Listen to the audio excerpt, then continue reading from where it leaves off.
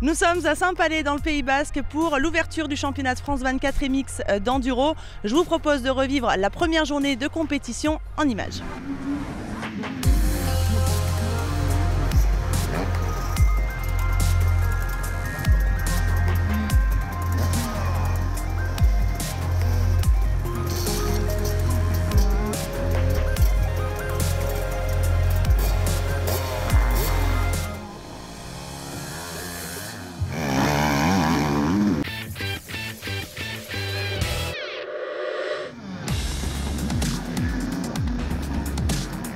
Chez les juniors, 5e position pour le tout nouveau pilote Husqvarna Jérémy Miroir, qui a surtout eu des difficultés dans la ligne. Il remporte une spéciale dans la journée.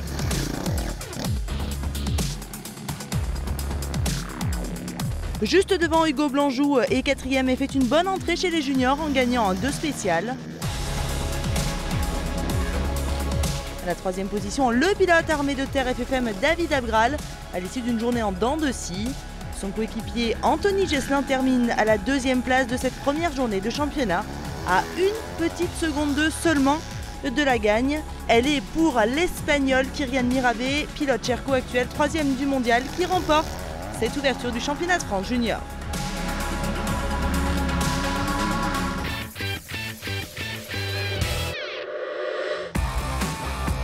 On arrive chez les élites avec les petites cylindrées de la catégorie E1 et c'est le rookie Théo Bollé qu'on retrouve à la 5e position.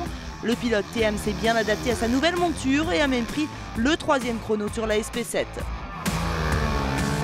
4e place pour le champion de France en titre Marc Bourgeois. Avec ses nouvelles fonctions de team manager en Grand Prix, le pilote Yam manque clairement de roulage mais nous a confié que tout devrait rentrer dans l'ordre rapidement. Romain Boucardet est 3e, le Lozérien a lui aussi changé de monture cette année et se retrouve sur une Yamaha. Il a remporté la SP7 mais perd la 2e place sur l'ultime spéciale au profit d'Anthony Boissière. Le pilote Cherco a fait une 2e partie de journée fantastique, revenant de la 4e à la 2e position.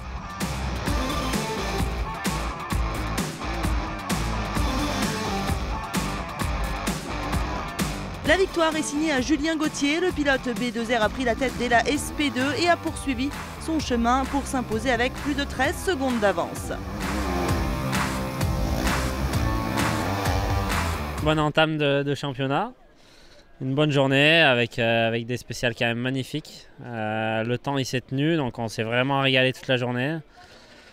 Après c'est vrai que j'ai fait un bon premier tour et ce qui m'a permis de prendre un peu de marge, mais après j'ai fait une grosse faute dans la spéciale en ligne au 2e tour. Et du coup il a fallu que je cravache un peu quand même pour garder l'avance jusqu'à la fin.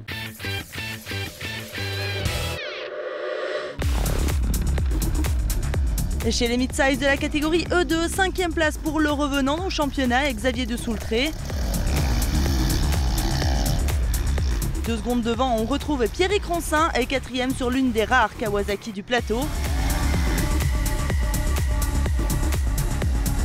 On monte sur le podium avec Mathias Bellino, l'actuel meilleur français sur le mondial, a mené une bonne partie de la journée, mais suite à une chute et quelques problèmes qui ont suivi, il échoue à 6 secondes de la 2e place. C'est le pilote Cherco Jérémy Taroux qui a su profiter des déboires de Bellino et en finissant très fort sa journée par une victoire, il s'est assuré la 2e place et 2 gros points au championnat.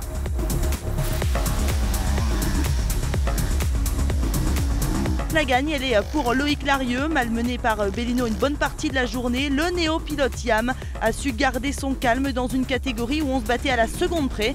Cette victoire vient penser un peu un début de saison en mondial décevant et devrait lui permettre de reprendre confiance en lui.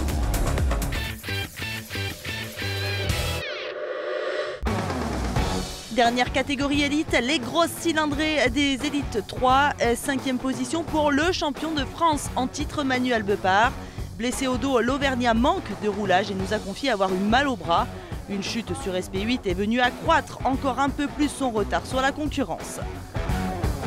4e place pour Pierre Vissac à l'issue d'une journée très régulière. Il est toutefois distancé de près de 30 secondes du podium.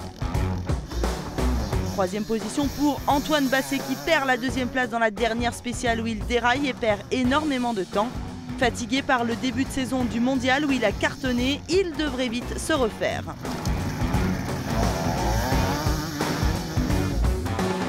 Deuxième position pour Romain Dumontier. Celui qui a connu une année 2015 compliquée doit être très heureux de retrouver le podium.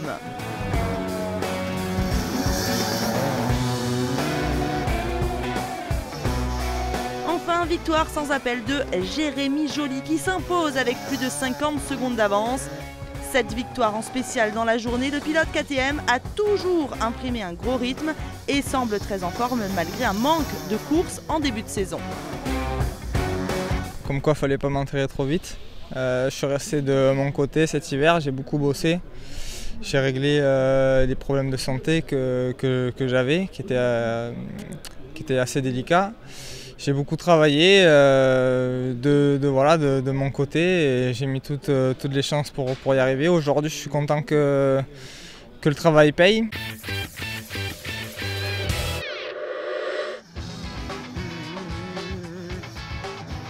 Avant de finir, place aux jeunes et aux filles, et donc chez les espoirs, 3e place du pilote TM Léo Lequéré. 4 secondes devant, on retrouve Thibaut Passé qui a remporté 2 spéciales. Et la victoire elle est signée Thomas Dubost avec 4 succès de spéciales, mais un peu de difficulté dans la ligne. Enfin, les femmes avec la 3e position de Justine Martel, la Lozérienne sur une petite 125. 2e place pour Audrey Rossa qui, malgré une victoire sur la dernière spéciale, n'a jamais pu contrer la championne de France en titre. Juliette Bérez s'impose avec près de 30 secondes d'avance sur la concurrence. Rendez-vous demain pour le résumé complet de la 2e journée de l'ouverture du championnat de France 24 MX d'enduro à Saint-Palais dans le Pays Basque. Ciao ciao.